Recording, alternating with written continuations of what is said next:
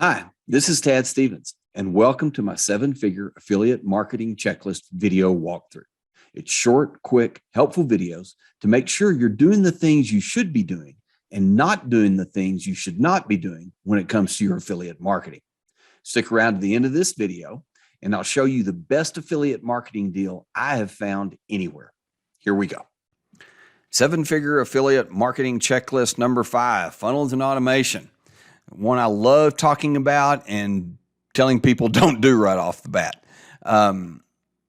You can do just an affiliate link on a social post, put it in an email, but most social networks these days, and all paid ad networks that I use and that I know of, they'll ban your account if you just put up an affiliate link, because it is their belief, and I agree with them, is it degrades the value, it degrades the customer experience of using their network. And so they guard against that. They're very careful and they're very aggressive on it.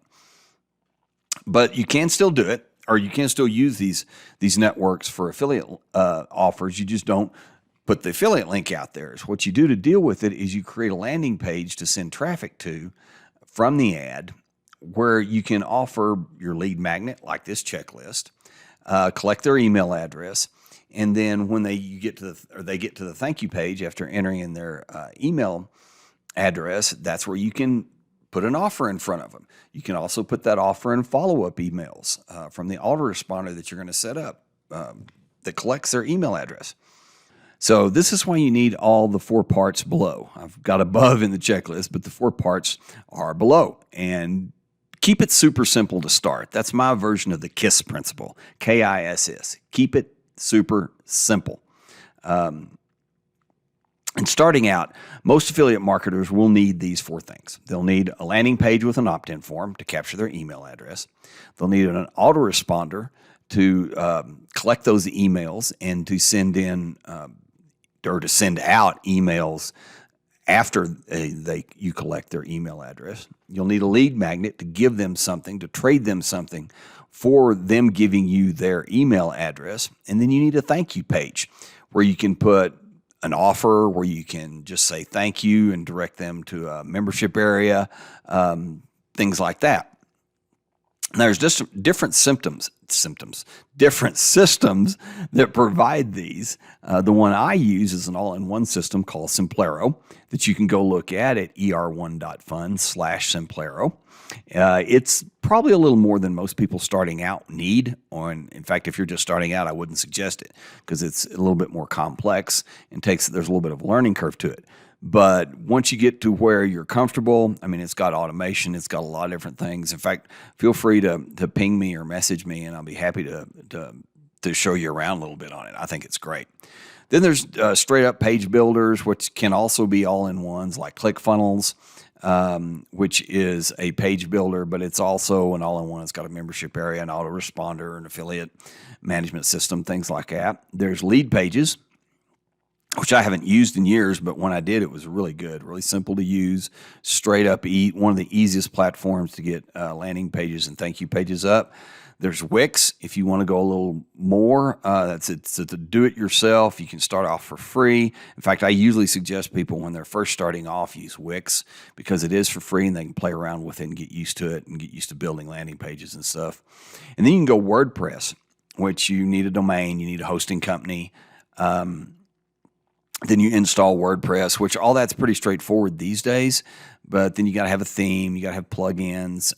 If you're really into that and you want a lot of control, and you're willing to do the work, WordPress is a great solution. You just got to be careful because it's WordPress. I mean, hackers know WordPress. They're always trying to get into WordPress. I've been hacked 3 times in the last 15 years, and it's all been on a WordPress site. And most of the time, except once, was my fault because I didn't keep the plugins up to date or WordPress up to date, and they just got into a vulnerability. Autoresponders or email service providers called ESPs. My favorite is MailerLite.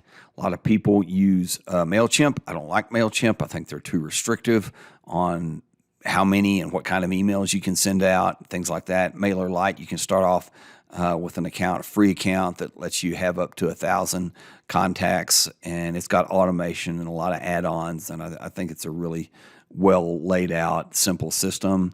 There's old standards like Constant Contact.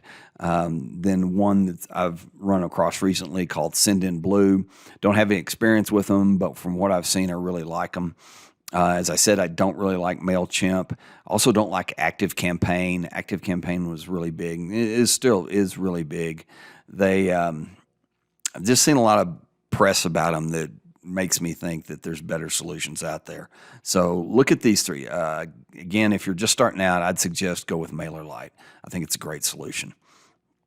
But again, the best one is the one that you'll like and you'll use. So, MailerLite, again, I like because it's easy to get up and going.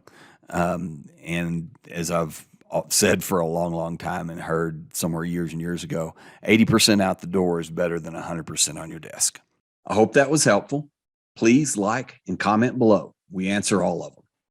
And subscribe to see more videos like this. Remember that marketing deal I mentioned?